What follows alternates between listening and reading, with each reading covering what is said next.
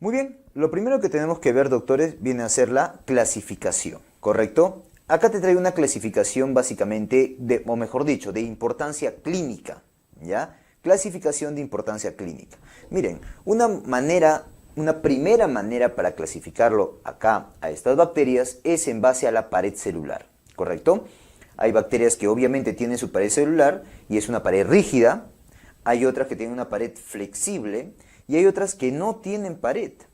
¿Quiénes son? Eso es muy preguntable. ¿Quiénes son las bacterias que no tienen pared? Ahí tenemos, por ejemplo, al famoso Mycoplasma, ¿no? Vamos a ponerlo, ahí está. Mycoplasma, como por ejemplo tenemos al Mycoplasma pneumoniae, Mycoplasma hominis, por ejemplo. Recuerda que Mycoplasma pneumoniae te va a dar, por ejemplo, neumonías atípicas, ¿correcto? El Ureaplasma también.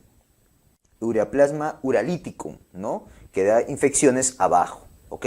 Muy bien, entonces Mycoplasma, Ureaplasma son importantes recordar que no tienen pared celular, ¿no? La importancia en el tratamiento es que ellas, por ende, no van a poder recibir antibióticos que estén dirigidos hacia la síntesis de pared celular. Nada que ver, porque no tienen pared, no tiene lógica, ¿correcto? Fácil, muy bien. Datitos que puedes acordarte. ¿Quiénes no tienen pared celular? Mycoplasma y Ureaplasma. Ok, pared rígida.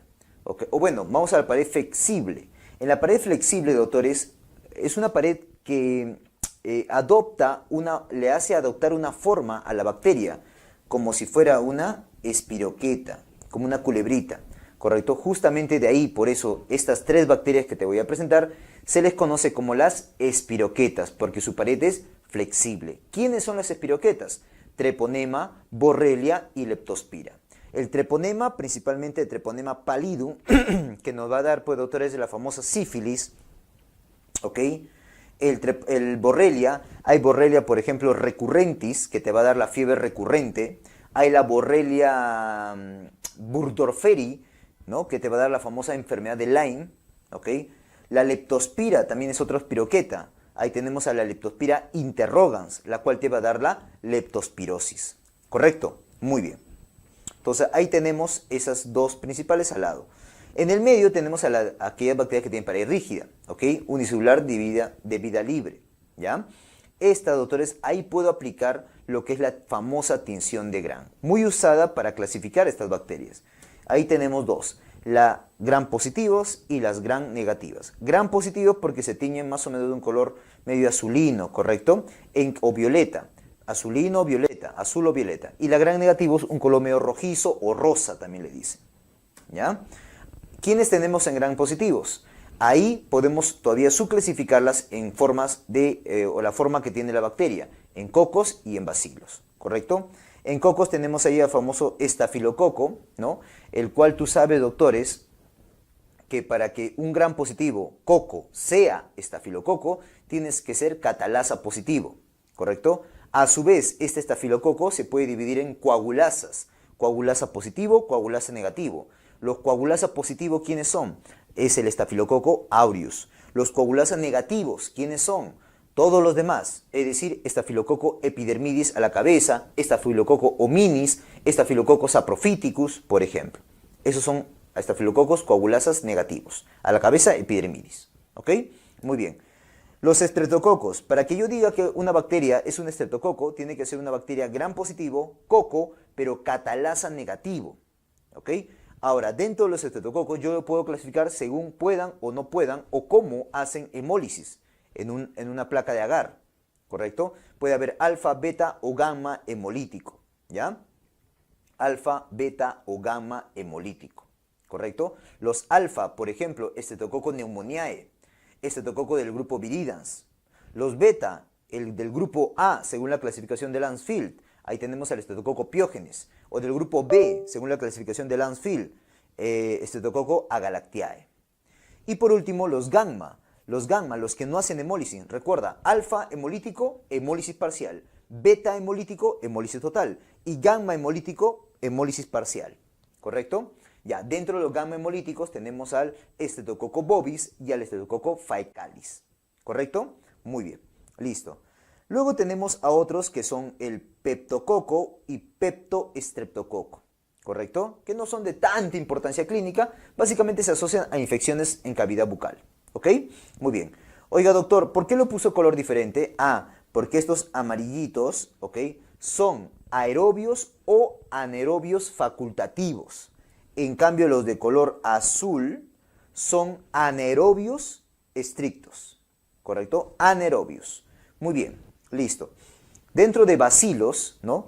Tenemos a los bacillus, por ejemplo, el Bacillus anthracis, que viene a ser la causa, pues, del carbunco. Hay carbunco cutáneo, hay carbunco respiratorio, hay digestivo.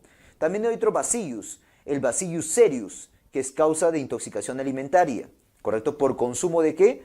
Consumo de alimento tipo el calentado de la noche o el arroz frito, el chaufa, Bacillus cereus, ¿correcto? El Corynebacterium diphtheriae, ¿no? Que es la causa de difteria, ¿ok? Tenemos a Listeria, la famosa Listeria monocitógenes, que en pacientes inmunosuprimidos te puede llevar pues a meningitis, a sepsis, y también en neonatos y en ancianos. O sea, la Listeria monocitógenes, para que haga su enfermedad clásica, que viene a ser la sepsis y la meningitis, tiene que ser en extremos de la vida, bebés, neonatos, por ejemplo, lactantes menores, y ancianos, o si no, un inmunosuprimido, ¿correcto? Si no, te hace una diarreíta nada más. Listeria monocitógenes, ¿correcto? Erysipelotrix, ese es el Erysipelotrix russipatiae, el cual te va a generar la famosa erisipeloide. Eso se da por trauma con espina de pescado, aunque en realidad es con carne cruda también, ¿correcto? Muy bien. La nocardia asteroides, ¿correcto? La famosa nocardiosis, que te va a dar pues un proceso pulmonar con absceso, cavitación, una neumonía grave, ¿correcto? Que se da en cierto tipo de pacientes. Muy bien, hasta ahí esos bacilos son aerobios o anaerobios facultativos, ¿ok? De ahí tenemos al Clostridium. El Clostridium hay varios tipos, por ejemplo, el Clostridium difficile, Clostridium perfringens, el Clostridium tetani, el Clostridium botulinum. El Clostridium difficile te da la famosa diarrea intrahospitalaria que puede evolucionar a una colitis pseudomembranosa. El Clostridium perfringens te puede dar dos enfermedades dependiendo de la toxina. Te puede dar una gangrena gaseosa con la toxina alfa o una intoxicación alimentaria con la toxina termolábil, con la enterotoxina termolábil.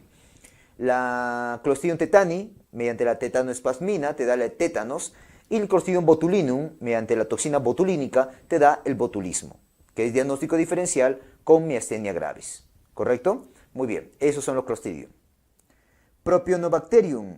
El Propionobacterium, doctores, te puede dar infecciones en la piel, tipo acné, por ejemplo, o infección del sitio operatorio también. Lactobacillus, también te puede dar enfermedades, pero muy comúnmente usado también ciertos bacilos, por ejemplo el Bacillus reuteri, utilizado como probiótico, Actinomyces, el famoso Actinomyces israeli, que es la causa de la actinomicosis, ¿correcto? Antiguamente relacionado en mujeres con dispositivos intrauterinos que generaban abscesos, infecciones en la cavidad uterina, ¿correcto? Otro, ahora, más se asocia, doctores, a taponamiento nasal, a infección de heridas, infección de sitio operatorio, y forma abscesos típicamente cervicofaciales y más frecuentes submandibulares, ¿correcto? No te olvides los gránulos de azufre en la actinomicosis, ¿ya?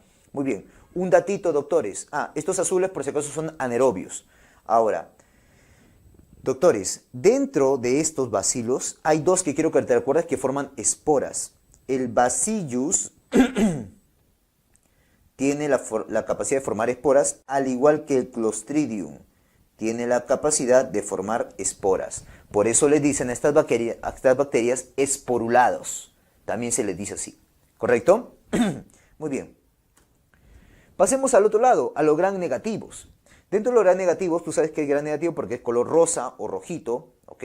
Y también puedo dividirlo así, en cocos y en bacilos. Es más, los bacilos en entéricos y no entéricos, ¿correcto? Dentro de los cocos tenemos pues a la Neisseria, a la Moraxella. La Neisseria hay dos tipos muy importantes. Neisseria gonorrheae, que es la causa de la gonorrea en su forma localizada o en su forma diseminada.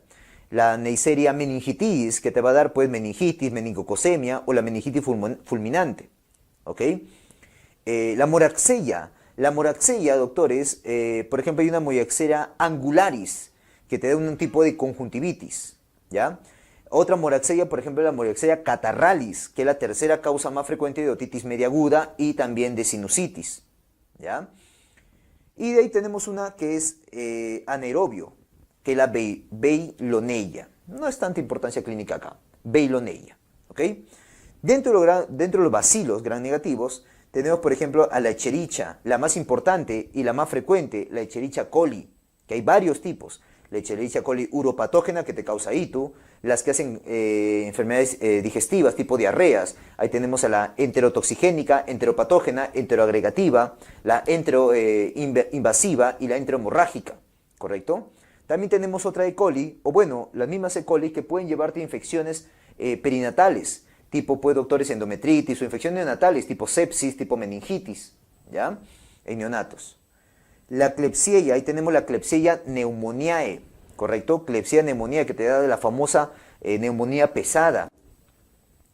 Enterobacterias, Serratia, Proteus, ¿no? El famoso Proteus mirabilis, que es muy móvil porque tiene muchos flagelos.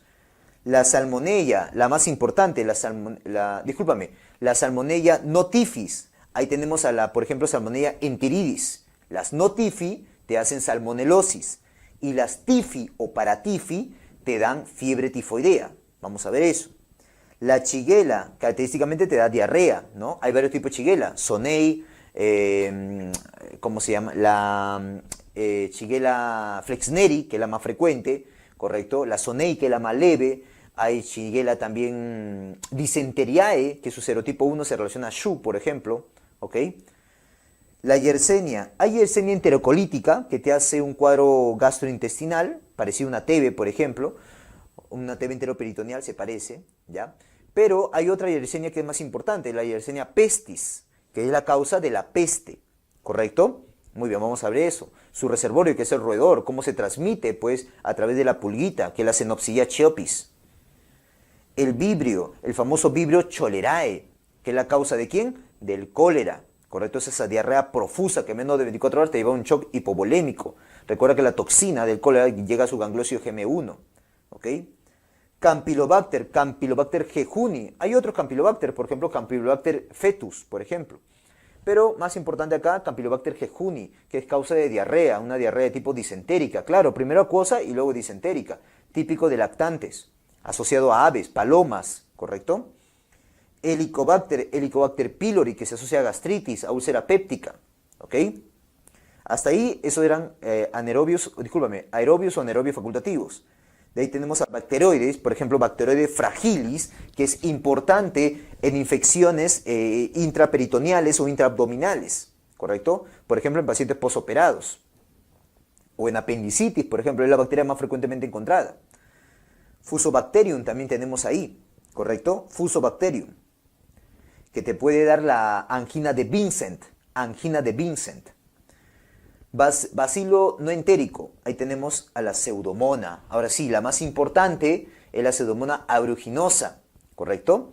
La toxina A, muy importante, más potente, mejor dicho, ¿correcto? Con su toxina A. Hay que recordar ahí los antipseudomónicos, ¿ok? Hay cierto tipo de penicilinas, las cefalosporinas, como por ejemplo ceftazidima, ¿no? Los aminoglucosios, el Astrionan, los Carbapenem, etc.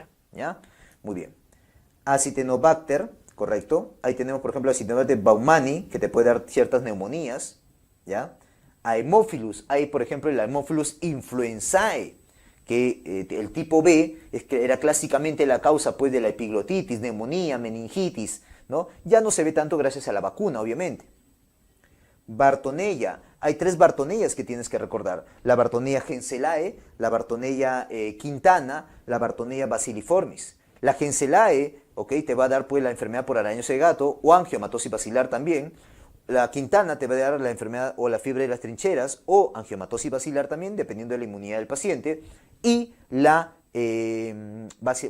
Bartonella basiliformis, que en su forma aguda te va a dar la fiebre de la oroya y en su forma crónica te va a dar la verruga peruana. Juntas forman lo que es la enfermedad de tu papi, Carrión. ¿Correcto? Muy bien. Brucella, ahí tenemos Brucella, la más frecuente, la Brucella melitensis, no es la única, hay otras, ¿correcto? Pero la más frecuente es melitensis, ¿ya? Que te va a dar una zoonosis muy importante llamada brucelosis, que tiene varios sinónimos: enfermedad de Bank, fiebre ondulante, fiebre mediterránea, ¿correcto? Muy bien. Legionella, la Legionella neumófila. Legionella pneumófila, ¿correcto? La cual te va a dar, doctores, una fiebrecita parecida a la gripe, conocida como enfermedad de Pontiac. Enfermedad de Pontiac, ¿ya? Y en su otra forma de neumonía, es así, doctores, es una neumonía mixta, atípico, con componente atípico en la placa y componente típico en la placa. O sea, tú le pides una placa, hay patrón intersticial y además patrón de consolidado, ¿correcto? Muy bien. Bartonella o Bordetella, la famosa Bordetella pertussis, que es la causa de la tosferina, ¿correcto? Muy explicado esto en pediatría. Tenemos la Francisella también, ¿no? La Francisella tularensis, que te da la famosa tularemia, ¿no? Tularemia. La Pasteurella multósida, que tiene que ver con los conejitos, ¿correcto? Muy bien. Y así, ¿no? Bueno, ahí tenemos entonces, doctores, tipos de bacterias. Te he hecho un repaso, una manera de clasificarlas. Hay otras bacterias incluso que las puedo llamar como especiales. A esta también la voy a llamar especiales, ya para fines de dictado, ¿correcto? A las que no tienen pared, o mejor dicho, a las que tienen pared flexible, conocidas como espiroquetas, a estas de acá sin pared, y a estas de acá abajo voy a llamarlas bacterias especiales, ¿no? Acá tengo clamidia, coxiella, ehrlichia, por ejemplo, rickettsia, los mycobacterium también pueden entrar ahí, que son los famosos bar positivo, ¿no? Recuerda que es un bar positivo porque tiene su ácido micólico en su pared, ¿ya? Muy bien, esa vendría a ser entonces, doctores, una clasificación de importancia clínica de las bacterias, ¿ok? Muy bien. Veamos, doctores, bacterias gram negativas, bacilos. Infección por Escherichia coli. Infección por Escherichia coli, ¿correcto? Este Escherichia coli, doctores, ¿qué infecciones te puede dar? Te puede dar una infección urinaria, ¿correcto? Te puede dar una gastroenteritis o infecciones importantes neonatales, ¿ok? En infección urinaria, bueno, antes que eso, antes de ver cada infección, un dato sobre la E. coli. Debes acordarte que la E. coli es la más frecuente y la más importante de todas las Escherichias, ¿ok? Además, recuerda que es el comensal más frecuente del tracto gastrointestinal, ¿correcto? Pregunta de examen. Con respecto a la infección urinaria, simplemente recordarte que es la causa más frecuente tanto en pediatría como en adultos, ¿correcto? Es la causa más frecuente de hito en 80-85% de los casos. Tú lo sabes eso.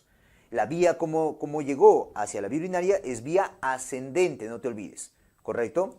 Y tiene que ver mucho, pues, ese ascenso que hace a través de las paredes, ¿ya? Bueno, gastroenteritis. Ahí quiero que recuerdes 5. Hay una sexta, pero estas 5 según según la bibliografía de infectología, ¿correcto? ¿Ok? Muy bien, Murray. Miren, según esto, doctores, ¿ok? Hay 5 tipos de E. coli que afectan a nivel gastrointestinal. La E. coli enterotoxigénica, la E. coli enteropatógena, la E. coli enteroagregativa, la E. coli enteroinvasiva y la E. coli enterohemorrágica, ¿correcto? Muy bien. Ahora, doctor, lo voy a separar así, 3 arriba y 2 abajo, ¿qué te parece? Estas 3 de arriba, doctores, si es que van a ser, porque no siempre hacen clínica, pero si es que van a hacer clínica, o sea, una gastroenteritis, ¿dónde afectarán? A nivel del intestino delgado, ¿correcto? Llevándote una diarrea de tipo acuosa. En cambio, la E. coli enteroinvasiva y la E. coli enterohemorrágica, si van a afectar, afectan el intestino grueso, llevándote una diarrea de tipo disentérica, ¿correcto? Mira la diferencia. Ahora, datitos más que quiero que te acuerdes, con respecto, por ejemplo, a la E. coli enterotoxigénica. Esta yo puedo decir que es la más frecuente de estas E. coli. Además, no te olvides que es la causa de diarrea del viajero, es la causa de diarrea, la causa más frecuente de diarrea en mayor de 2 años y la causa más frecuente de diarrea en adultos. Estoy hablando de diarreas de qué tipo? Diarreas acuosas. Diarrea de tipo acuosa. ¿Correcto? Muy bien. Y abajo, la E. coli enterohemorrágica también, quiero que recuerdes, le puedo considerar como la más grave. ¿Ok? E. coli enterohemorrágica. ¿Por qué? Porque un serotipo conocido como el O157H7, ¿ok? Tú sabes que se relaciona al famoso, o es causa de brindarte la toxina chiga para relacionarse con el famoso síndrome hemolítico urémico, típico de niños. Típico de los menores de 5 años, el conocido CHU-D positivo o CHU típico también le dicen, ¿correcto? Muy bien. Infecciones neonatales, Bueno, acá dos tipos de infecciones muy importantes. Recuerda que E. coli en neonatos es la segunda causa más frecuente tanto de sepsis neonatal como de meningitis neonatal. Eso se ve en neonatología. Ahora, un datito. El tipo de E. coli que te lleva a la meningitis neonatal, datito, ¿de qué cepa es? De la cepa K1. Cepa K1, ¿ok? Para meningitis neonatal. Muy bien.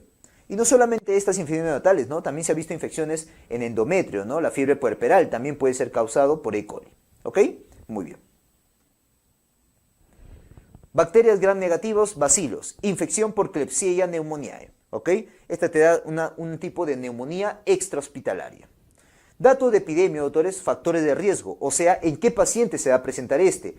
Se va a presentar en pacientes alcohólicos, en pacientes diabéticos o en pacientes con EPOC, ¿correcto? En ellos tienes que pensarlo. Es un tipo de neumonía extrahospitalaria, por si acaso. La clínica, doctores, se trata de una neumonía grave. Es una neumonía grave que va con necrosis, cavitación, abscesos, empiemas, etc. El paciente obviamente va a venir con clínica de infección, o sea, fiebre, tos, puede llegar incluso hasta dificultad respiratoria, ¿ok? Y típicamente hace esto, una tos con esto de acá, con jalea de grosella, o sea, ese es el jalea de grosella, por ejemplo, ese aspecto es el esputo que sale, tos con jalea de grosella. Acuérdate, ¿dónde más escuché jalea de grosella yo?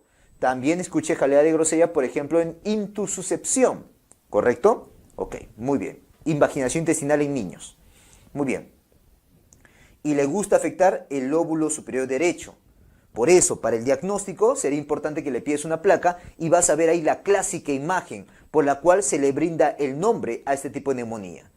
Por esta imagen que tiene, es que se le brinda el nombre de neumonía pesada. ¿Por qué, doctor? Ah, ya. Como hay tanta secreción, tanta pus, tanto absceso ahí, esto pesa. Al pesar, abomba la cisura hacia abajo. Mira cómo lo ha bombado hacia abajo. ¿Dónde está la flecha blanca? ¿Correcto? Muy bien. Por eso adopta ese nombre de neumonía pesada. No te olvides, Klebsiella pneumoniae. Tratamiento, doctor, carbapenems, ¿ok? Que es un tipo de betalactámico, fluoroquinolonas y cefalosporina de cuarta generación. ¿Correcto? Cualquiera de ellos puedes optar.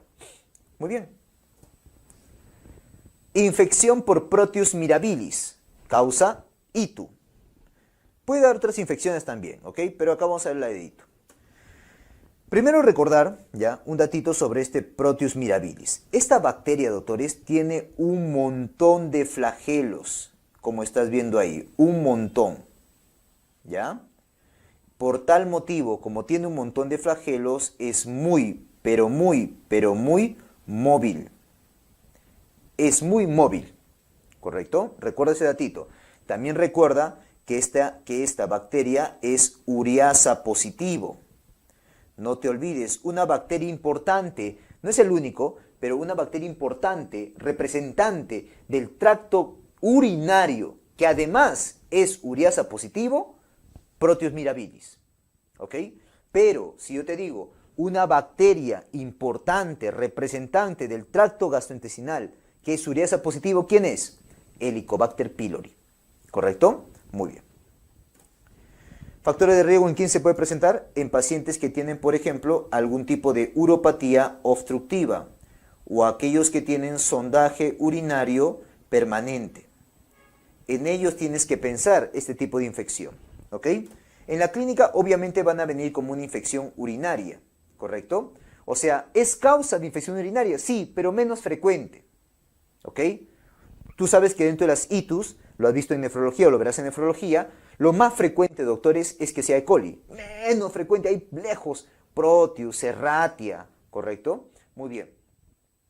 Pero esta Proteus mirabili es la bacteria de la ITU que va con cálculo.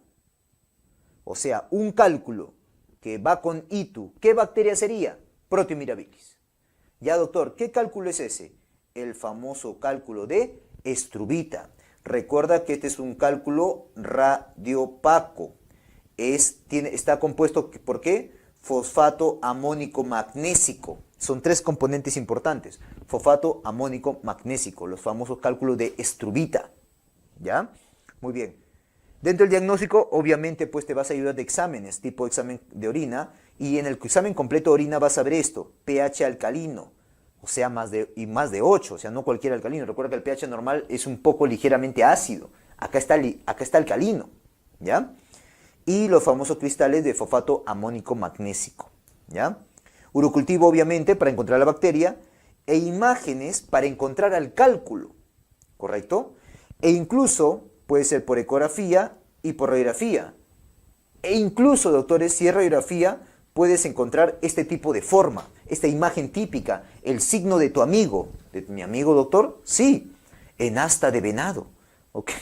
¿Ok? ¿Estamos de acuerdo? Mira esa imagen de ese famoso cálculo coraliforme que te brinda este estrubita, ¿no? El signo radiológico en asta de venado. Tratamiento, cefalosporina de cuarta generación, imipenem, clotrimmoxazol o quinolonas. ¿Correcto? Esas opciones tienes como tratamiento. Infección por salmonella no tifi, no paratifi, salmonelosis, ¿ya? Recuerda que la tifi y paratifi te da fiebre tifoidea. Algunos datos sobre esta. ¿Quiénes son ellas? Por ejemplo, la enteridis, salmonella tifimurium o la salmonella Newport, ¿correcto? Son algunos de los ejemplos de no tifi, no paratifi. La transmisión va a ser por vía oral, ¿correcto? Recuerda que este de acá, a diferencia de la fiebre tifoidea, sí es una zoonosis, ¿correcto? ¿Ok? Y los alimentos que generalmente se relacionan, ¿no?, con esta salmonelosis es, por ejemplo, huevo, el consumo de huevo, ¿correcto? El consumo de cremas pasteleras, mayonesa, ¿correcto? Productos lácteos, ¿ya?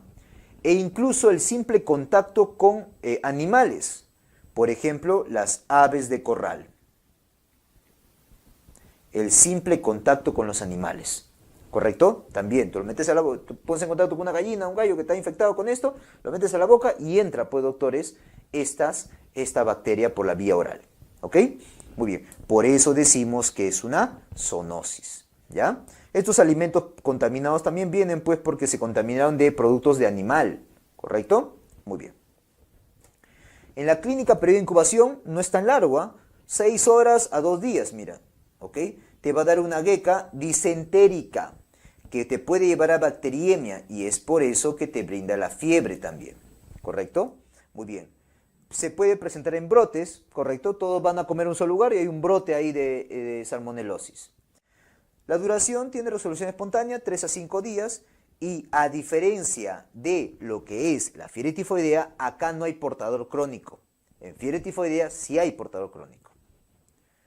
Para el diagnóstico, obviamente estudio de heces tipo coprocultivo, y por hacer bacteriemia también podrías pedir hemocultivo, pero no es común solicitarlo, ¿ya? No es común. A lo más el coprocultivo es lo que se lo solicita. Tratamiento, obviamente es una diarrea. Siempre cuando veas diarrea, por favor, el tratamiento suele ser hidratación, siempre. Ya sea por E. coli, ya sea por salmonella, cualquiera. Lo primero ante una diarrea siempre es hidratar, por favor. ¿Ya? Ahora, si voy a dar antibióticos, ¿es necesario? En realidad solamente en algunos casos. Casos graves o aquellos pacientes que tienen algún factor de riesgo para que generen casos graves, justamente. Por ejemplo, doctor, que sean lactantes menor de 3 meses, que sean ancianos, inmunosuprimidos, ¿ok? Alguna condición que lo predisponga a formas graves, etc. ¿Ya? Solo en esos casos podría darle ciprofloxacino o de repente una cefalosporina tipo ceftriaxona, por ejemplo. ¿Ya? Pero generalmente no requiere antibióticos. ¿Ya? Muy bien. Infección por salmonella tifi y paratifi, fiebre tifoidea. Acá, doctores, recordar que acá el único reservorio viene a ser el humano. O sea, esta transmisión, doctores, es de humano a humano. Por lo tanto, no es una zoonosis, a diferencia de las salmonellas no tifi o no paratifi. La transmisión es vía oral. Como es de humano a humano, obviamente fecal oral. ¿Correcto? Y lo típico es que te digan consumo en ambulante. Eso te van a decir. El paciente consumió en ambulante. ¿correcto? Muy bien. En alimentos con mala higiene. La bacteria ingresa por vía oral, ¿ya? Llega a tubo digestivo y ahí en el intestino ubica a la placa de Peyer para que ahí comience a multiplicarse. Se ubica en la placa de Peyer. Comienza a multiplicarse y de ahí, doctores, migra ¿a dónde? Migra a ganglios. Mira, a ganglios linfáticos. De los ganglios linfáticos pasa a la sangre. Acá en la sangre va a ser la primera bacteriemia. Su primera bacteriemia. Y de esa primera bacteriemia llega principalmente ¿dónde? Al hígado. También puede llegar al vaso por si acaso, ¿ya? Pero principalmente al hígado. Y del hígado comienza a nuevamente botar a la bacteria a la sangre para que haga las bacteriemias secundarias. Y por eso viene con fiebre, una fiebre continua, ¿ya? Muy bien. Esa es más o menos la lógica, ¿ya, chicos? Muy bien. Portador crónico, ya que estoy hablando de epidemia, ¿cuándo digo que es un portador crónico un paciente? Es un portador crónico cuando por más de 12 meses, o sea, más de un año, elimina a la bacteria, ya sea por heces o ya sea por orina. ¿Correcto? Muy bien. En la clínica, recuerda que esta fiebre tifoidea es conocida como una fiebre entérica, ¿ya? Es la presentación de fiebre entérica de la Salmonella tifio para tifi. Su preincubación es 1 a 2 semanas, ¿correcto? Y clásicamente se la divide en 4 semanas. La primera semana es la del ascenso de la fiebre. Como estás viendo, es un ascenso en picos, ¿correcto? En la segunda semana es de la enfermedad establecida, donde vemos la clínica clásica pues, de la fiebre tifoidea. La fiebre que es una fiebre continua. Aparece el famoso signo de Faguet. ¿Qué es el signo de Faguet? Es la bradicardia relativa. Es una bradicardia rara. ¿Por qué rara? Porque aparece en el contexto de una fiebre. ¿Qué tiene eso de raro, doctor? Recuerda que normalmente en la fiebre uno hace taquicardia. Acá no. Hace, doctores, bradicardia. Eso se llama signo de Faguet. Cefalea, ¿no? Rociola tífica, o sea, un exantema parecido a la rociola, solamente que es en el contexto de una fiebre tifoidea. El estado físico, que es el malestar, el decaimiento, el cansancio que tiene el paciente. La visceromegalia, que es inespecífico. Y te puede hacer tanto diarrea como estreñimiento, ¿ah? Te puede hacer los dos. Ten cuidado. Bueno, luego viene clásicamente la tercera semana, que es la semana de las complicaciones. La más frecuente es la complicación de hemorragia digestiva. La más severa, esto es lo más clásico, ¿ya? Esta información que te acabo de dar es información clásica, ¿ya? Lo más frecuente es hemorragia digestiva. Lo más severo es perforación intestinal. Y si se va a perforar, ¿dónde es que se perfora? En ilion terminal. Ilion terminal, datito. También te puede hacer clínica neurológica tipo meningismo, colicitis aguda, glomerulonefritis, etc. ¿Ya? Ah, por cierto, cuando llegaba la bacteria al hígado, ¿dónde le gusta quedarse para que justamente se vuelva un portador crónico? En la vesícula biliar. Le encanta, peor todavía si hay cálculos, ¿ah? Peor todavía si hay cálculos. Y como habrás visto en cirugía, una indicación para hacer colecistectomía en un paciente con cálculo en un paciente con cálculo en la vía biliar, o sea, con colelitiasis, es, pues, doctores, el que tenga infección por salmonella. ¿Ya? Bueno. Y la cuarta semana es la de efervescencia de la fiebre, la caída de la fiebre. ¿Correcto? Muy bien. Para el diagnóstico, doctores, si a ti te preguntan, la primera prueba que pediría, ¿cuál sería? La primera prueba, doctores, debe ser aglutinaciones. Para que sea positiva tiene que ser mayor o igual a 1/160. Para que sea positiva, que suele ocurrir a la segunda semana, tiene que ser mayor o igual a 1/160. Doctor, ¿por qué pone hemograma acá? ¿Hay algo característico? Sí.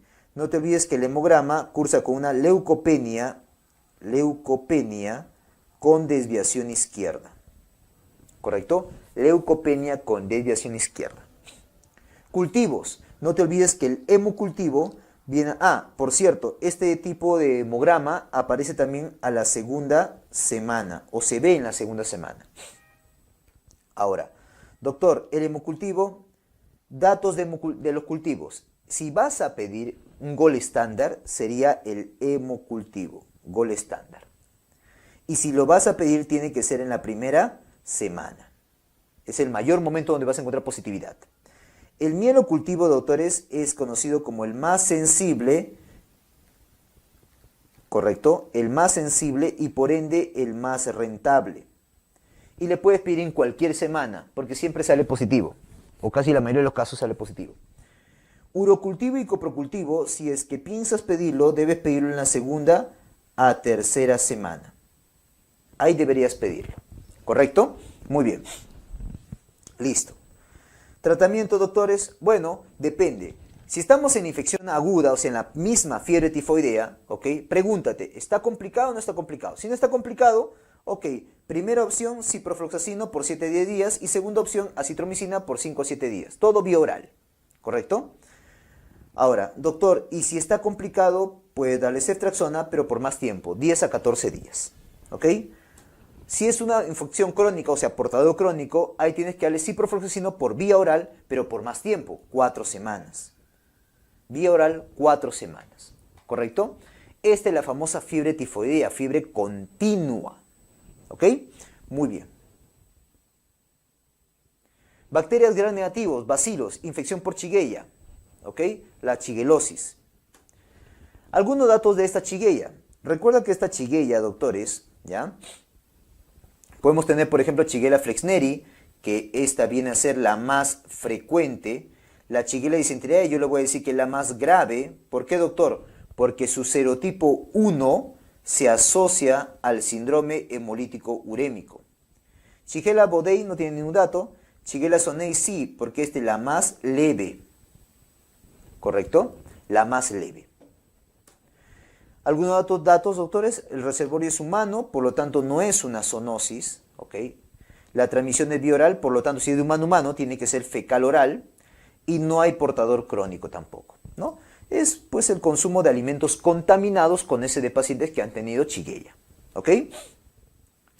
En la clínica periodo de incubación 1 a 3 días, puede ir desde un cuadro asintomático hasta la famosa disentería bacilar. Así se le llama la disentería por Shigella, disentería bacilar, ¿ok? De ese rango de espectro de infección puede tener. Ahora, si es que hace diarrea, hay una evolución clásica. Primero comienza con una diarrea acuosa y luego cambia a una diarrea disentérica. En ese contexto te va a hacer fiebre, cólico intenso, tenesmo, pujo y vómitos. Doctores, remarca pone amarillo patito florcita, no lo sé, ponle algo, ¿ya? Si tú ves una diarrea disentérica, ¿ok? Una diarrea disentérica con pujo y tenesmo, al toque piensa en Shigella, por favor, ¿ya? Y a la cabeza Shigella flexneri, ¿correcto? Porque es la más frecuente, ¿ya? Y no te olvides, la flexneri, está bien que digas que es la más frecuente, pero también es la causa más frecuente, ponlo ahí, de diarrea aguda disentérica en mayor de 2 o 5 años. Es decir, también es diarrea aguda disentérica más frecuente en adulto.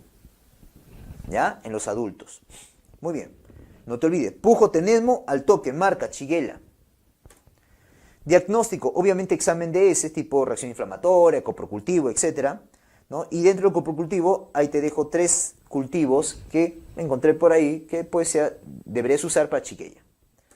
Tratamiento es una diarrea. ¿Qué es lo primero? Hidratación. Es lo primero, doctores. Ya sea vía oral o ya sea endovenoso, dependiendo del estado de hidratación. Ahora, si vas a dar antibióticos, solamente lo darías en casos graves o pacientes con factor de riesgo. ¿Ya? Por ejemplo, quinolonas o acitromicina. Quinolonas o acitromicina. O sea, ciprofloxacino me refiero. Complicaciones. Puedo dividirlas en 2 grupos. Las intestinales, ¿correcto? Y las sistémicas. Las intestinales, por ejemplo, proctitis, prolapso rectal, megacolon tóxico, obstrucción intestinal, perforación colónica. A ese cuadro te pueden llevar. Y las sistémicas, bacteriemia, por ende sepsis, hipovolemia, o sea, por la deshidratación, hiponatremia característicamente, y esto, doctores, es por alteración de la hormona antidiurética, o sea, hace un tipo de SIHAT. Esto es por un SIHAT, no es por la pérdida de sodio, es porque desarrolla un SIHAT, ¿ya? Muy bien. Reacción leucemoide, más de 50.000 leucocitos tranquilamente te puede llegar a hacer, correcto, es una complicación. Neurológicas, dentro de las neurológicas, por favor remárcalo, amarillo patito, florcita, no sé, ponle algo ahí, ¿ya? Convulsiones, es la más frecuente complicación neurológica de shigellosis, ¿estamos de acuerdo? Convulsiones, por eso yo siempre le digo, diarrea disentérica, con pujo, tenesmo y convulsiones, marca Shigella, ¿ya? También te puede llevar una artritis reactiva, e incluso dentro de las artritis reactivas tú sabes que hay uno que es conocido como Reiter, ¿no? La artritis de Reiter o síndrome de Reiter, que se caracteriza por una triada, ¿no? La conjuntivitis, la artritis y la uretritis, ¿ya? Y también, pues, como te dije, puede llevarte a un síndrome hemolítico urémico, un SHU, de positivo. Muy bien. Infección por Yersinia pestis, la peste, bacteria gram negativo bacilos.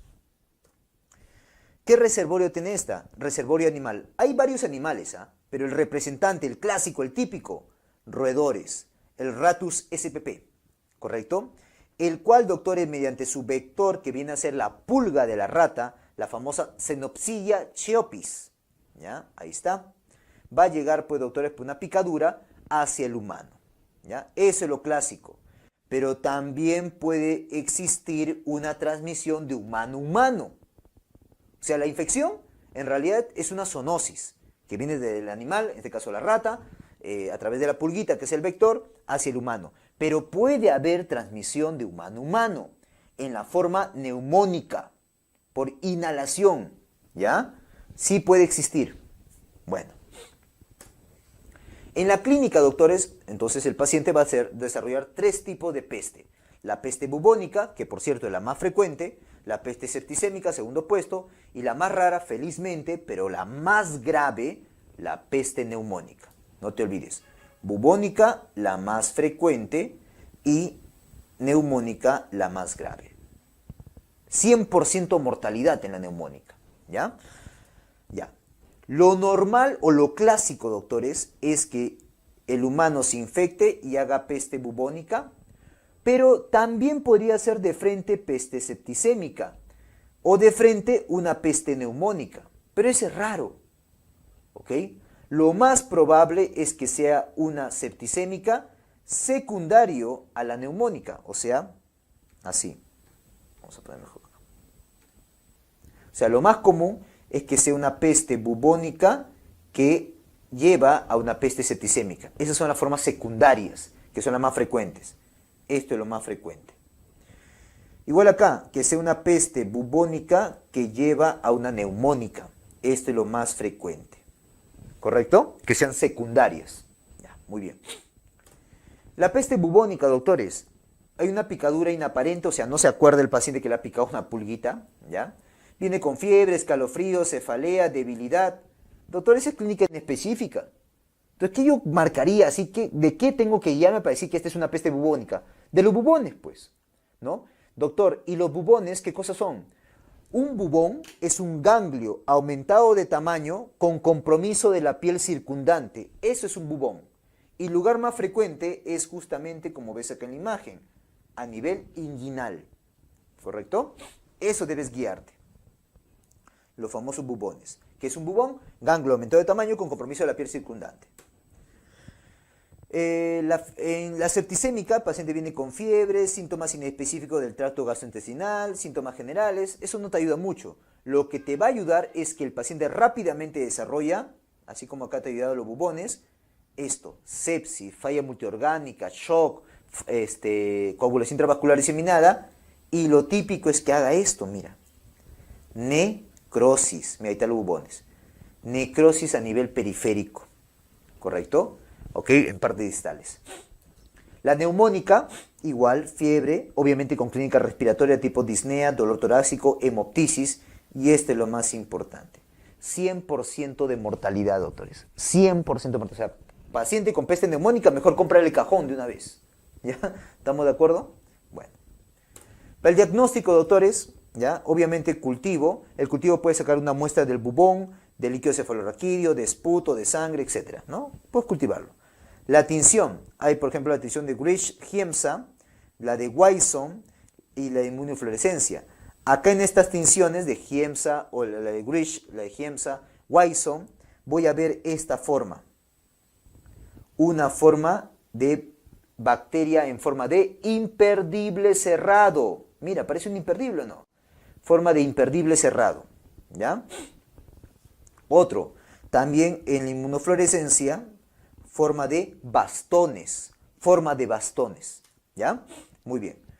Serológicos, hay que pedirle anticuerpo contra el antígeno F1 o si no, el mismo antígeno F1. También le puedo pedir, ¿correcto? Muy bien. Para el tratamiento, doctores, en la forma bubónica, para adulto y mayor de 9 años, doxi o cloranfenicol. Para menor de 9 años o gestante, cotri. Pero para las formas más importantes o más graves, como son la septicémica y la neumónica, en adultos o mayores de 9 años, estrepto. Niños también estreptomicina. Pero en gestantes, cotrimoxazol. Cotrimoxazol, porque no puedo darle estrepto. ¿Ya? Muy bien. Profilaxis se puede hacer, claro, por ejemplo, cuando hay desborde de ríos, ¿correcto? Desborde de ríos, por ejemplo, o alcantarillado, etc. Cuando se desborda el alcantarillado, cuando se desbordan los ríos, ¿puedo hacer profilaxis? Claro que sí. En adultos, doxiciclina. Y en niños y gestantes, cotrimoxazol. ¿Ya? Infección por Vibrio cholerae, cólera. Algunos datos del Vibrio cholerae, doctores. En base al antígeno O del Vibrio cholerae es que podemos dividir en serogrupos. Hay serogrupo O1, O2, O3, O4, O5, O6, O7, hasta el O139.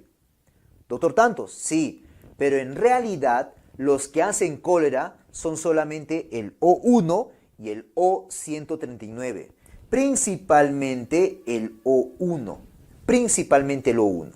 ¿Correcto? Bueno, este serogrupo O1, además lo puedo clasificar en biotipos, que son clásicos y TOR, ¿correcto? El biotipo clásico es el que generó las 6 primeras pandemias de cólera. Actualmente estamos en la 7ª pandemia de cólera, la cual, doctores, es generada por el biotipo TOR, o el TOR, le dicen así, ¿correcto? Entonces, esta de acá generó la primera hasta la 6ª pandemia. En cambio, esta de acá está generando la 7ª pandemia, la que actualmente tenemos. Por cierto, esta 7ª pandemia que actualmente tenemos de cólera, ¿cuándo llegó al Perú? Datito de historia. Llegó en fines de enero del año 1991. ¿Qué edad teníamos ahí? 3, 4 años. O 5, claro. En el enero de 1990, fines de enero del año 1991, llegó pues el cólera al Perú, ¿correcto? Pregunta a tus familiares, ¿cómo fue en ese momento? Pacientes fallecían por gran deshidratación, doctores, ¿ya? Muy bien, listo. En ese mismo año también, 1991, se dio el último caso de polio en las Américas, en Perú, en Pichanaki, ¿correcto? Mira, datito de historia. Serotipos, también se puede este O1 clasificar en serotipos, Inaba, Ogawa o Hikojima, ¿correcto? Muy bien. Dato de la transmisión, es una transmisión de vía oral, fecal oral, requiere un gran inóculo, eso es importante. Lo que pasa es que esta bacteria, doctores, es una bacteria ácido sensible, es decir, el ácido del estómago lo puede matar. Entonces, para que se bypasse ese estómago, o sea, para que lo pase bien el estómago y llegue al intestino y haga la enfermedad, requiere un gran inóculo, ¿correcto? O sea, tienes que comer bastantes bacterias, a eso voy. Entonces, el paciente, ¿no? Esta sería la secuencia, el paciente defeca, ¿no? Salen las heces, ¿no? Y las manos contaminadas, las moscas que puede transportar la bacteria a los alimentos, o los mismos alimentos se contaminan en el suelo, o los líquidos, ¿no? Se pueden contaminar, de ahí puede llegar por acá, por vía oral hacia otra persona. Es un fecalismo, fecal oral, ¿correcto? Y así llega al tubo digestivo. Recuerda que esta se va a mediar mediante la toxina del cólera. Esta toxina del cólera, ¿ok?, llega al enterocito. ¿A qué nivel? A nivel del gangliósido GM1. ¿Y qué hace ese nivel, doctores? Impide la entrada de sodio, bota cloro. Por lo tanto, el sodio afuera y el sodio y el cloro afuera van a ser altos. Entonces, eso por gradiente va a jalar agua. También bota sodio, ¿ah? También bota sodio. Y por gradiente jala agua. O sea, fisiopatológicamente, ¿qué es esto? Esto fisiopatológicamente es una diarrea de tipo secretora. Diarrea de tipo secretora. ¿Ya? Muy bien. No te olvides que acá tiene que ver el canal CFTR, ¿no es así? Muy bien, acá, ¿no? El canal CFTR. ¿Ya? Muy bien. Ah, lo que hace es, sí, a ver, un datito más, ¿ya? La toxina se une al GM1, ¿estamos de acuerdo? ¿Ya? Y genera todo lo que te he dicho acá. Pero ¿cómo hace esto? Ah, al unirse al GM1, hace que dentro de la célula el AMP cíclico aumente. Aumente el AMP cíclico, ¿correcto? Y eso, pues, doctores, activa a este canal de cloro, CFTR, para que salga cloro, impide el ingreso de sodio, bote cloro también y luego bote agua, o sea, una diarrea secretora. ¿Ya? Bueno. En la clínica, periodo de incubación corto, mira, 1 o 2 días nada más. Hace una diarrea aguda profusa, abundante, tremenda, doctores, en aspecto de agua de lavado de arroz, como la imagen que estás viendo ahí. Obviamente esta es un agua de lavado de arroz, pero así son las heces, ¿ok? Literalmente. Tiene un cierto característico olor a pescado y, datito importante, una diarrea que en menos de, acuosa, abundante, profusa, que en menos de 24 horas lleva un shock hipovolémico al paciente, un shock hipovolémico, por favor, tu primera posibilidad es cólera, ¿ya? Si va con vómitos, no suele hacer fiebre, no suele haber dolor y no suele haber tenesmo. Aunque en los casos clínicos te lo ponen, ¿ya? Pero bueno, la literatura dice eso. Para el diagnóstico, hemograma voy a ver leucocitosis y hay un cultivo, el cultivo TCBS, el cual cuando está creciendo la bacteria hace un color amarillento, bien amarillo, como estás viendo ahí, bien amarillo, ¿ya? Es el agar TCBS, N-agar TCBS. Tratamiento, lo primero, es una diarrea, hidratación, ya sea por vía oral, con sales de rehidratación oral, las antiguas, la que tienen 90 miliequivalentes de sodio, la de alta osmolaridad, ¿ya? O por vía endovenosa, como por ejemplo la solución polielectrolítica, ¿ya? ¿Estamos de acuerdo? Antibióticos, también, si vas a dar antibióticos, sería doxiciclina o tetraciclina, si es que vas a antibiótico. No es importante el antibiótico, ¿eh? Porque el paciente no se va a morir por la infección, se va a morir por la deshidratación, ¿ok? Por eso lo primero es hidratar, es una diarrea. Infección por Campylobacter jejuni, bacteria gram negativa, bacilo, diarrea por Campylobacter. Reservorios, hay reservorios animales. Dentro de ellos, por ejemplo, las aves. Aves de corral, palomas también, por si acaso, ¿ya? Ese dato te van a decir en el caso clínico. La transmisión es vía oral. Por lo tanto, es una zoonosis, viene del animal, ¿no? Una zoonosis, ¿ya? Contacto con animales infectados también, ¿ok? Ingesta de alimentos crudos como leche y agua no tratada. Miren pues, acá está el animal. El animal, doctores, tipo aves de corral o palomas, ¿no? El mismo animal, tipo el ave, tipo tu pollo a la brasa, tu pollo sancochado, no lo sé. Ahí mismo puedes traer a la bacteria. O si no, este animal se pone en contacto con agua o con alimentos, no lo sé, y eso lo ingiere el paciente. O de repente también se pone en contacto con otros animales, típicamente los ganado vacuno, que luego le extrae la leche, se infecta y te da la leche, y ahí también puedes consumir eso e ingerir la bacteria, ¿correcto? Igual la transmisión es vía oral. ¿Ok? Muy bien, por eso digo, contacto con animales infectados, ingesta de alimentos crudos o agua no tratada, o alimentos en general. Periodo de incubación de unos 7 días, va con fiebre, dolor abdominal y al igual que Shigella, primero hace una diarrea acuosa y luego una diarrea disentérica. ¿Ya? Primero acuosa y luego disentería.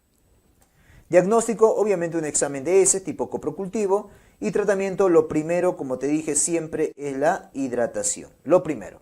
Y antibiótico también podría. Y si le vas a dar un antibiótico, ¿qué antibiótico le darías? Doctor, Macrólidos. Tú sabes eso. Macrólidos. El más usado actualmente, acitromicina. Recuerda que Campylobacter jejuni estamos hablando, es la causa más frecuente de diarrea aguda disentérica en menor de 2 o 5 años. Menor de 2 o 5 años, ¿correcto? Muy bien. Bacterias gram negativos, bacilos, infección por pseudomonas, diferentes infecciones. Algo de la bacteria. La más importante es la Pseudomonas aeruginosa. Su exotoxina A es la más potente. Y es una bacteria, como tú sabes, oportunista. O sea, se va a meter cuando el paciente esté con una inmunidad baja, cuando el paciente esté muy enfermo, cuando el paciente esté neutropénico, cuando el paciente tenga una pérdida de continuidad de la piel, por ejemplo, los quemados. Y están viviendo en los ambientes intrahospitalarios. Le encanta la humedad. Le encanta vivir en la humedad a la Pseudomonas. ¿Ok? Muy bien. Factores de riesgo, por ejemplo, paciente inmunosuprimido, paciente con pérdida de continuidad o pérdida de barreras, como por ejemplo los pacientes quemados. ¿Ok? O pacientes, por ejemplo, que están con algunos dispositivos, como por ejemplo ventilador mecánico, catéter urinario permanente, catéter venoso periférico, catéter venoso central, etc. Por ahí se puede meter. Recuerda que le gustan los ambientes húmedos. El ventilador mecánico, el corrugado, todo está húmedo. El catéter urinario permanente está húmedo. La vía periférica, la vía central, están húmedas. En la clínica, ¿qué enfermedades pueden hacerte, doctor? Por ejemplo, ectima, ¿no? Enfermedades o infecciones que te puede hacer. Es causa en otorrino, por ejemplo, de otitis externa difusa o esta imagen que es de la otitis externa maligna. ¿Ok? También te puede hacer queratitis. Queratitis, como has visto, verás en oftalmología, es una úlcera central. También te puede hacer ITU en pacientes que tienen sonda. Pacientes con ventilador mecánico, pacientes inmunosuprimidos, te puede llevar a neumonía. O bacteriemia y por ende también sepsis. ¿Correcto? Para el diagnóstico hay que cultivarlo. Y dentro del cultivo hace una coloración medio azul verdosa, igual que en las infecciones. También ahí hace una coloración medio azul verdosa. ¿Correcto? Tratamiento, obviamente hay que darle antipseudomónicos. Y acá viene lo importante. Acá lo importante, doctores, es pues darle recordar los antibióticos antipseudomónicos. Como por ejemplo, dentro de las penicilinas, los antipseudomónicos o el primer antipseudomónico que se creó, ticarcilina con clavulámico, pero que ya dejó de usarse. Ahora, ¿cuál es el antipseudomónico tipo penicilina? Representante, el famoso pipetazo, piperacilina tazobactam. Otro betalactámico como las cefalosporinas, ahí tenemos a ceftazidima, cefoperazona, cefipime, cefpiroma. Monobactam, el único, ¿no? El Astrionan. Carbapenem, ahí tenemos al imipenem, que recuerda tú, el imipenem siempre tiene que ir con su inhibidor enzimático, la cilastatina, porque si no es por gusto que lo des el imipenem. Meropenem también. Doripenem también tiene cierta actividad para Pseudomonas. ¿Cuál es el carbapenem que no tiene actividad para Pseudomonas o que su actividad es muy pobre? El ertapenem, se no tiene cobertura Pseudomonas. Aminoglucósidos, fluoroquinolonas tipo ciprofloxacino, colistina también, que es un tipo de polimixina que actúa a nivel de la membrana celular o membrana de la bacteria. Muy bien. Estos son los antibióticos antipseudomónicos que quiero que recuerdes, ¿ok? Infección por Haemophilus influenzae, ¿correcto? ¿Qué infecciones? Vamos a ver. Primero voy a recordarte sobre este Haemophilus influenzae, que puedo dividirlo en dos tipos, ¿ya? Los no capsulados, ¿correcto? Y los capsulados. Los no capsulados son también llamados los no tipificables. Y son comensales, viven con nosotros, ¿ok? A veces son causas de neumonía, otitis media aguda y sinusitis. Y las infecciones por estos ha aumentado un poco, ¿ok? Porque se ha cubierto con vacuna a los capsulados, que son 6. Dentro de esos 6, el más importante, la cepa tipo B, el más patógeno. que era causa de meningitis, epiglotitis, celulitis orbitaria, artritis, sepsis. Ya no tanto, esto ya no se ve, en realidad. ¿Por qué? Por la vacuna, ¿no? Muy bien. Dentro de la pentavalente, como tú muy bien sabes, ¿no? Los factores de riesgo, doctores, entonces, que te van a contar: la falta de vacuna, justamente, la transmisión, secreción respiratoria, ¿no? Es el contacto con esta secreción respiratoria, ¿ya?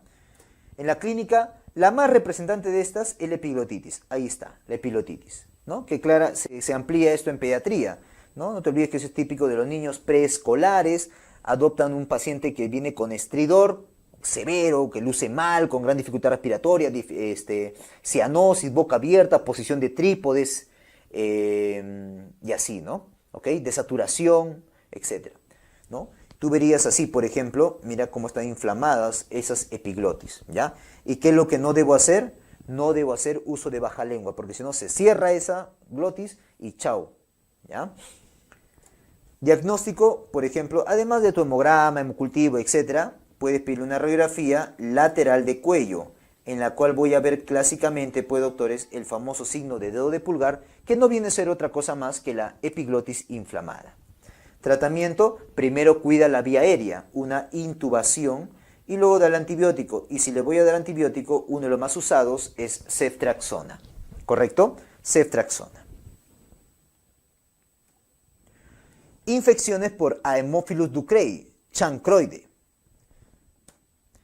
Recuerda que la transmisión de esta es mediante relaciones sexuales, o sea, es un tipo de ITS, ¿correcto? Viene como úlceras genitales, están dentro de los síndromes de úlcera genital, o sea, es un tipo de ITS. Características de esta, como ves en la imagen, puede ser una o varias, o sea, múltiples, a diferencia de sífilis, ¿no es así? Es dolorosa, es sucia, ¿por qué? Porque supura. Te puede ser enopatías también. Bordes irregulares, blanda, a diferencia del sífilis, que es dura. Las enopatías son obviamente inguinales, dolorosas, bilaterales y que en algún momento podrían ulcerarse. Si te das cuenta, las características que estás viendo acá son contrarias a la de una sífilis primaria. ¿Correcto? Fácil. Recuerda que dentro de las causas de úlcera genital tenemos a herpes genital, a chancroide y sífilis primaria. ¿Ya? Para el diagnóstico, la tinción de Gram, cultivo, test de ácidos nucleicos, ¿ok? De amplificación de ácido nucleico, que es el NAT. Y en el Gram vas a ver esto, como filamentos, ¿no? De bacterias, ¿ya? Tratamiento de elección: acitro 1 gramo, bioral una dosis suficiente, o si no, cetrazona 200 miligramos intramuscular, una dosis. Alternativo tenemos a ciprofloxacino o eritromicina por más tiempo ahí, 3 días o 7 días. Lo más recomendable o usado práctico es la citromicina, ¿ya? Infección por Brucella, SP, la famosa brucelosis. Algo que recordar de esta Brucella: recuerda que este gran negativo es muy pequeño, ¿ah? Es uno de los más pequeños gran negativos que hay, ¿ya? Hay varios, mira. Hay melitensis, suis, abortus canis, niotomae, ovis, y cada uno con su animalito, ¿ya? ¿Cuál es el más frecuente? Este de acá. La Brucella melitensis es la más frecuente, de ganado caprino, ¿correcto? De ganado caprino. En la epidemiología podemos ver acá los sinónimos de brucelosis. A la brucelosis, ¿cómo también le puedes llamar?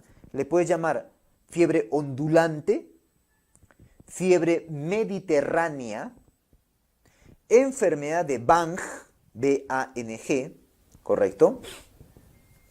También le puedes llamar así a esta famosa brucelosis, ¿correcto? ¿Ok? No te olvides, pues, sus sinónimos de brucelosis: enfermedad de Bang, fiebre mediterránea, fiebre ondulante, ¿correcto? El brucelosis mismo, ¿ya? Muy bien.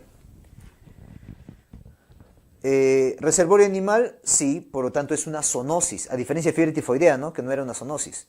La transmisión: hay dos tipos de transmisión: transmisión directa o transmisión indirecta. La transmisión directa es contacto directo con el ganado caprino, ¿correcto? Ahí pues te van a decir que es un trabajador de camal, te van a decir que es un veterinario, ¿correcto? O que es un criador. Eso te van a decir, ¿ok? En cambio, en la indirecta es por consumo de los derivados lácteos, leche, yogur, ¿correcto? Queso, etc. Consumo de derivados lácteos. ¿Correcto? Muy bien. Llega al humano, doctores, ingresa al humano, ¿ok? Al ingresar al humano, primero recuerda, su periodo de incubación, 1 a 4 semanas, son leve en niños, en gestante te puede dar problemas tipo aborto, parto prematuro, muerte fetal, muy importante, y en VIH no se comporta como un oportunista y suele dar cuadros leves. Ya, ahora, en la clínica de esta brucelosis hay 3 fases. La fase aguda, correcto, que dura las primeras 8 semanas, la fase subaguda, que dura de 8 semanas a 1 año, y la fase crónica, que dura más de 1 año. Lo que quiero que recuerdes acá, doctores, es lo siguiente, ¿ya? Miren, cuanto más agudo sea el tiempo de enfermedad, ¿ok? Más síntomas generales va a tener y menos síntomas o focalización, ¿ok? Entonces, cuanto más o cuanto menor duración tenga la enfermedad, más clínica general, más agudo, más síntomas generales. Pero cuanto más crónico sea, ¿ok? Va a tener más síntomas de focalización. ¿Correcto? Entonces acá tenemos, ¿ok? Más síntomas generales. Tipo, pues, doctor, ¿qué cosa? Tipo, síntomas generales. Fiebre, cefalea, visceromegalia, diarrea, dolor abdominal, ¿ok? La famosa, apúntalo, sudoración parcelar, ¿correcto? Fiebre vespertina, sudoración parcelar. ¿A ti te dicen eso? Al toque piensa en brucelosis, ¿ya? Nuevamente, síntomas generales, fiebre ondulante, sudoración parcelar, fiebre vespertina, visceromegalia, dolor abdominal, diarreitas por ahí también te puede dar, ¿ok? Malestar general, decaimiento, cansancio, síntomas generales, ¿ok? Pero estos síntomas generales, cuando esté en la fase crónica, mira, ya no va a haber fiebre ahí. En cambio, en la fase aguda y en la fase crónica, obviamente más en la fase crónica, puede haber, ¿qué cosa? Focalización. Focalización. ¿Correcto? ¿Ok? Focalización. ¿Ya? Muy bien. ¿Qué focalización? Cuando digo focalización me refiero no que haga una convulsión, no, sino que focalización, la infección se focaliza en un sistema, en un órgano. Por ejemplo, osteoarticular, que es la más frecuente, genitourinario, pulmonar, gastrointestinal, hemática, neurológica, cardiológica, oftálmica, dérmica, etc. La más frecuente es osteoarticular, ¿ya? ¿Y osteoarticular dónde, doctor? ¿En qué articulaciones? Acuérdate de esta manera, mira. Cuando es agudo, mira la A que estoy formando. Cuando es agudo, ¿ya? Parece tus piernitas. Acá afecta articulaciones de sacrocoxigias, ¿correcto? O sacroiliares, mejor dicho, y articulación de miembros inferiores. Entonces, sacroiliacas y articulación de miembros inferiores. En cambio, cuando es crónica, con C de columna, afecta columna. ¿Correcto? Espondilitis, ¿ya? Sacroileitis en la aguda. ¿Ok? Muy bien. Tamiz. La pruebas. En fiebre tifoidea te dije que la primera prueba que te dije pedir es aglutinaciones. Acá la primera es rosa de Bengala, que te detecta IgG1. Si esta sale positivo, rosa de Bengala, pasas a una prueba complementaria. Aglutinaciones en tubo, que te detecta IgM e IgG2, o 2-mercaptoetanol, que te detecta IgG.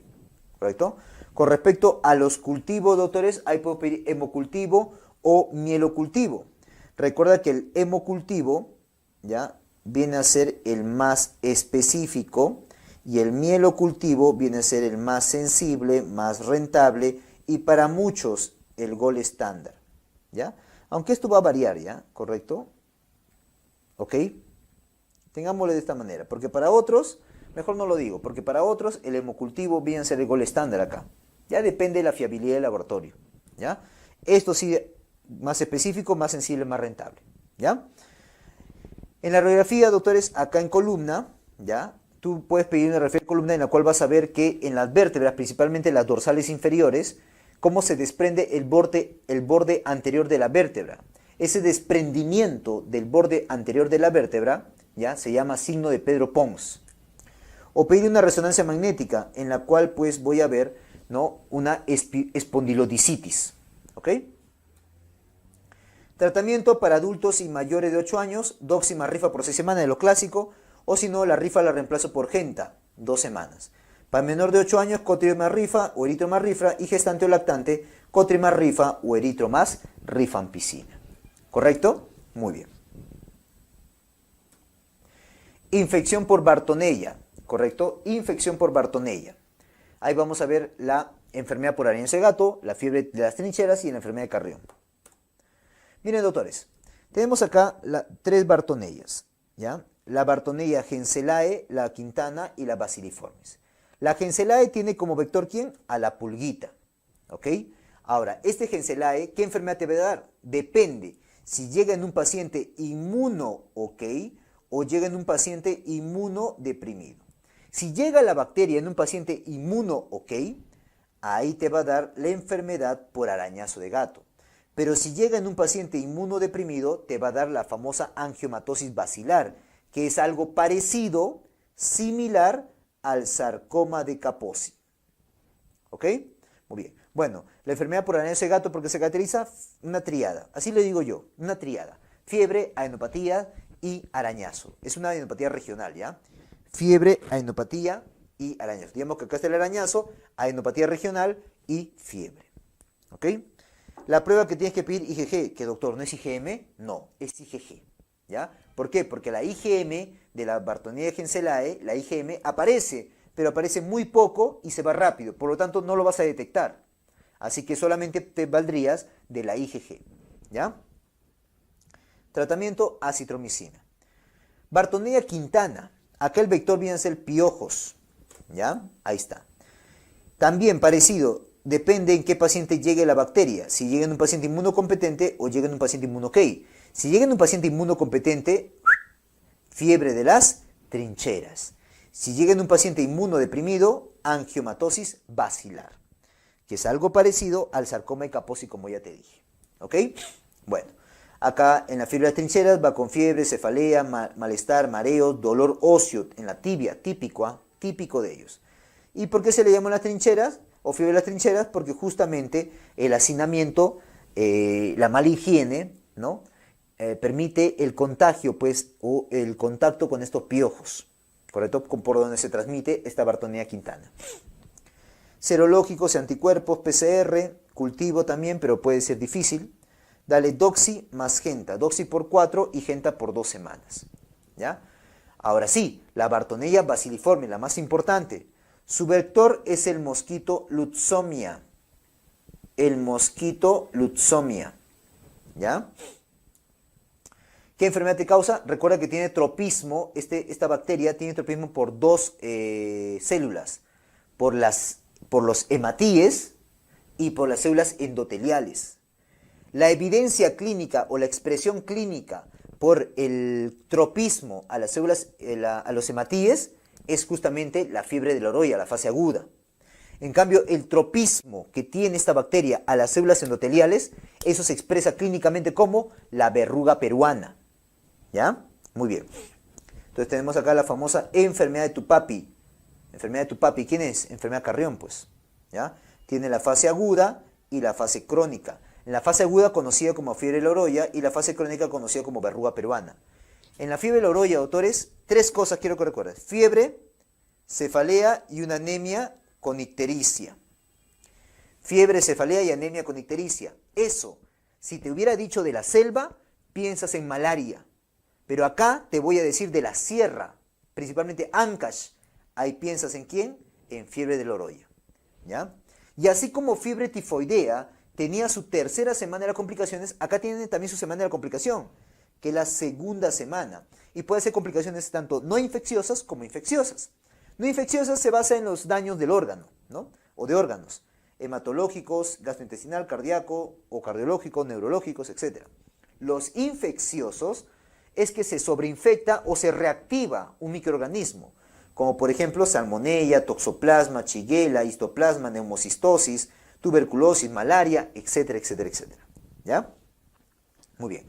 En la forma crónica, doctores, que es la verruga peruana, esto es típico de los niños, por si acaso, y se suele presentar en zonas de exposición, ¿ya? En el rostro o en las manos, ¿ya? Ahí está, ¿no? La verruga peruana, típico de los niños. Acá el gol estándar viene a ser el cultivo y el tratamiento cotrimoxazol, ¿ya? Tratamiento viene a ser el famoso cotrimoxazol, ¿ok? Ah, espérate, cotrimoxazol, espera, corrige acá, por favor. El tratamiento va, como cotrimoxazol, estoy equivocado ahí, va a depender. A ver, ¿de qué depende? Si es fase aguda, ponlo acá, por favor. Si estamos en la aguda o estamos en la crónica, para el tratamiento, ¿ya? Y también depende de la edad, y si es gestante o no. Si es adulto mayor de 45 kilos o mayor de 14 años, ¿qué le voy a dar ahí? Ahí le voy a dar el ciprofloxacino. Ahora sí, no es cotrimoxazol, es ciprofloxacino. Pero si es niño menor de 45 kilos, menor de 14 años o gestante, ahí le voy a dar, doctores, amoxicilina más ácido clavulánico. ¿Correcto? Muy bien. Pero si es crónico, hay varias opciones, pero en todos, para todos, podría dar ¿qué cosa? Acitromicina. ¿Ya? Según el UpToDate. Acitromicina. ¿Correcto? Corrige ahí, por favor, no es cotrimoxazol.